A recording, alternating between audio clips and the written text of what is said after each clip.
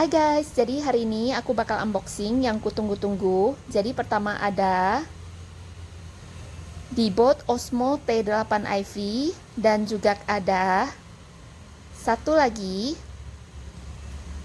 tada, Auto Empty Station. Nah, jadi kedua produk ini bakal make my life easier dan can't wait.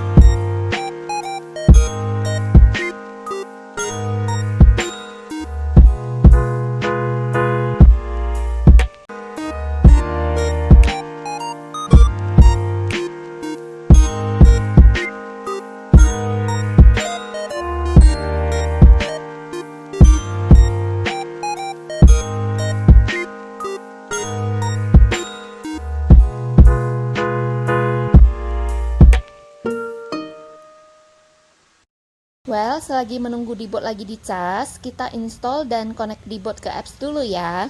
Jadi nama apps-nya ini Ecovacs Home. Dan kita butuh wifi untuk connect. Setelah settingannya udah komplit, dia bakal muncul seperti ini.